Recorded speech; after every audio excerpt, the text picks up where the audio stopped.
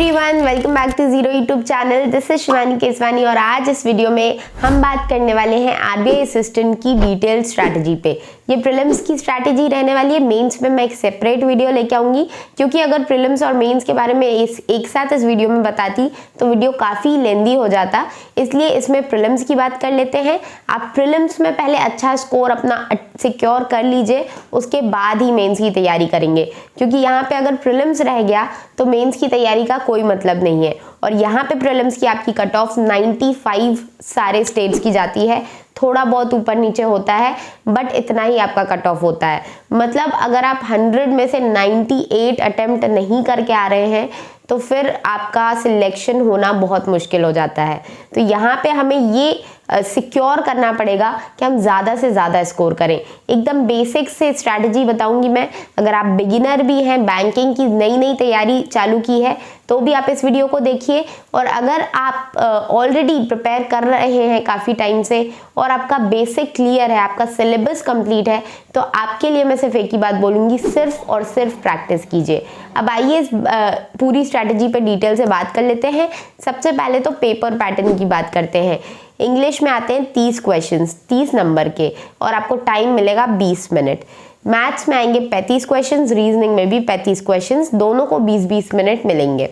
अब 20 मिनट में आपको सबसे पहले मैथ्स और रीजनिंग की बात करते हैं। 20 मिनट में 35 क्वेश्चंस बनाने हैं। आपका यही टारगेट होना चाहिए कि मैं एटलीस्ट पूरे में से पूरे अटेम्प्ट करूं। मैथ्स और रीजनिंग में जब आप पूरा अटेम्प्ट करोगे एक्यूरेसी के साथ, तभी आपका 70 नंबर श्योर होगा। इंग्लिश में 2-3 नंबर इधर उधर हो ही जाता है, एक्यूरेसी में प्रॉब्लम आई जाती है। तो रीजनिंग और मैथ्स में तो आपको एक्यूरेसी प्लस पूरे क्वेश्चंस अटेम्प्ट करने का दिमाग में फिक्स करना ही पड़ेगा। अब आपको शुरू कैसे करना है? सबसे पहले तो आप निकालिए सिलेबस, प्रीलिम्स का सिलेबस निकालिए और सिलेबस को लिख लीजिए, नोट डाउन कर लीजिए। या अगर आपको उसमें भी थोड़ा आलस आ रहा है तो जाके प्रिंट निकाल के आइए, क्योंकि जब आपके सामने सिलेबस पड़ा होगा तभी आप समझ पाएंगे कि कौन कौन से टॉपिक्स करने हैं। ठीक है।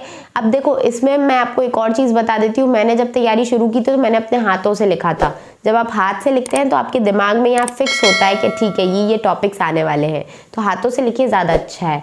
अब आप इसके बाद एक मॉक टेस्ट लगा लीजिए।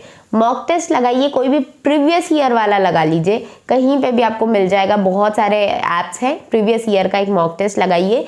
और मॉक टेस्ट लगाने के बाद जो आपने सिलेबस लिखा है उसमें अगर कोई ऐसा क्वेश्चन है मॉक टेस्ट में जो आपके सिलेबस में उसका नाम नहीं है, तो वो नाम भी ऐड कीजिए। जैसे कि आपके सिलेबस में बाय चांस आपने किसी ऐसी साइट से सिलेबस लिखा जिसमें सिलॉग्स नहीं लिखा था रीजनिंग के सिलेबस में, और आपने मॉक टेस्ट में देखा कि सिलॉग्स भी आए हैं, तो सिलॉग्स को जाके ऐड कर लीजिए।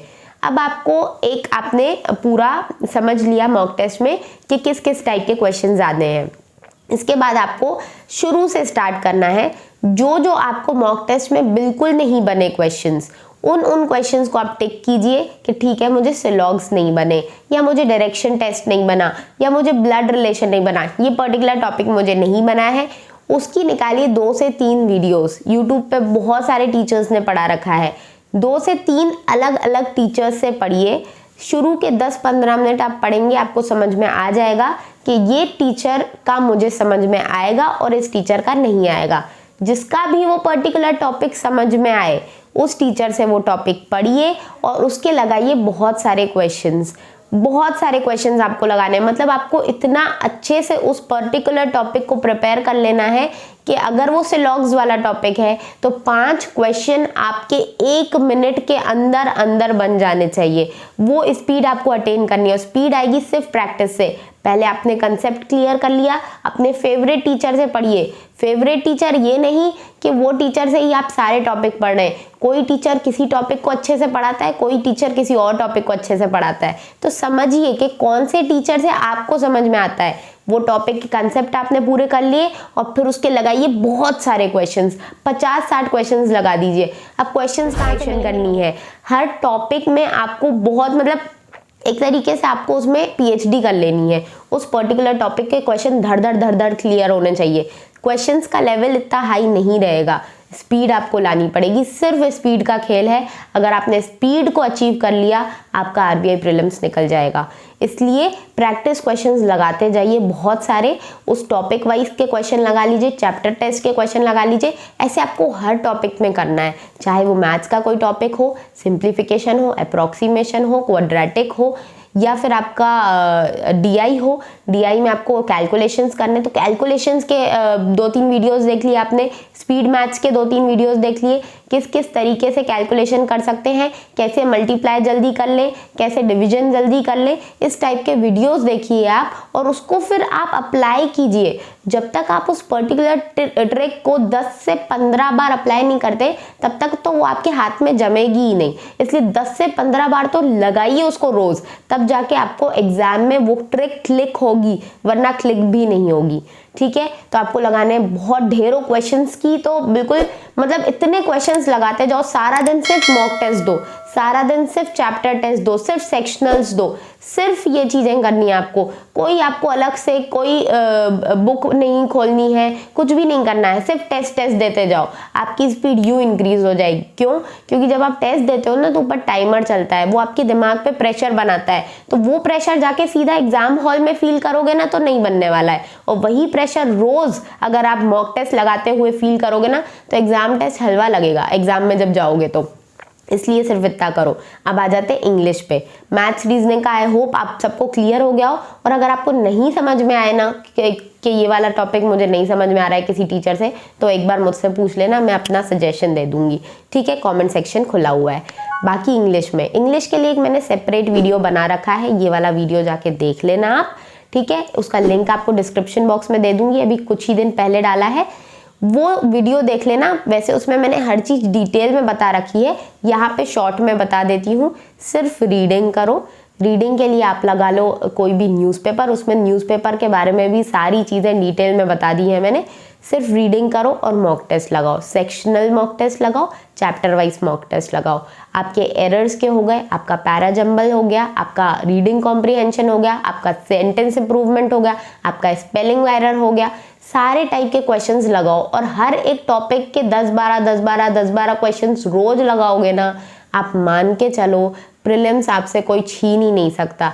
ये एक ऐसी दौड़ है जहाँ पे सारे छट जाते हैं। इतनी सी वैकेंसीज आती है, आपको पता है स्टेट वाइज। कुछ कुछ स्टेट्स में बहुत सारी वैकेंसीज आती हैं, लेकिन कुछ कुछ स्टेट्स में बिल्कुल इतनी सी वैकेंसी आएंगी। तो इतनी सी वैकेंसीज के लिए आपको मेहनत ज़्यादा करनी पड़ेगी, तभी आप उनसे स्टैंड आउट करोगे। आरबीआई अगर चाहिए आपको, आरबीआई में आपको जो नौकरी मिल रही है, तो उसके लिए मेहनत तो करनी पड़ेगी ना, और मेहनत और ज़्यादा करनी पड़ेगी। क्यों? क्योंकि यहाँ पे कंपटीशन बहुत ज़्यादा होने वाला है। एग्जाम इजी आएगा, एग्जाम का लेवल इजी रहेगा, लेकिन आपको तो पढ़ाई करनी पड़ेगी ना। जब उस इजी वाले एग्जाम को भी सॉल्व करने के लिए स्पीड चाहिए, वो स्पीड तभी आएगी जब ज़्यादा से ज़्यादा प्रैक्टिस करोगे। इससे ज़्यादा और कुछ भी नहीं करना है, सिर्फ प्रैक्टिस करनी है। पहले बेसिक्स डेवलप कर लो। अब ये मत करने बैठ जाना कि हर चैप्टर के पहले बेसिक्स कर रहे हो बाद में प्रैक्टिस करोगे, नहीं, साथ साथ चलने दो। एक चैप्टर किया, उसके बेसिक्स कंप्लीट किए, कंसेप्ट जैसे ही समझ में आ गए, लगाओ उसके क्वेश्चंस। ऐसे एक एक साथ साथ करते रहोगे। कब आपको सब सारी चीज़ें हो जाएंगी, कब आपके मॉक टेस्ट में इंक्रीज हो जाएंगे मार्क्स, आपको खुद भी नहीं पता चलेगा। और एक बार आपके 90 से क्रॉस करने लग जाए मॉक टेस्ट में, तो बता देना, मेंस की स्ट्रैटेजी ले आऊंगी, फिर स्टार्ट करना मेंस की प्रिपरेशन। क्योंकि प्रीलिम्स निकालना यहाँ पे बहुत बड़ी बात है, इसलिए पहले प्रीलिम्स पे फोकस करो। जैसे ही श्योर हो जाओ कि प्रीलिम्स निकल जाएगा, फीलिंग आ जाएगी अंदर से, जैसे ही श्योर हो जाओ बता देना, मेंस की एक स्ट्रैटेजी ले आऊंगी। मिलते हैं अगले वीडियो में। थोड़ी सी तबीयत खराब है, पर तुम लोग इतना प्यार करते हो कि वीडियो बना दिया है, तो थोड़ा सा और प्यार करो और थोड़ा सा सब्सक्राइब कर दो, लाइक करो वीडियो को। और मिलते हैं अगले वीडियो में। एक और वीडियो लेके आऊंगी आपके लिए शानदार सी स्ट्रैटेजी का। बताओ कमेंट सेक्शन में और कौन कौन से वीडियोस चाहिए। और बाकी ध्यान रखो, अपनी तबीयत का ज़रूर ध्यान रखो, ठीक है। और पढ़ाई करते रहो। कोई भी दिक्कत आए बताओ कमेंट सेक्शन में। मिलेंगे अगले वीडियो में, तब तक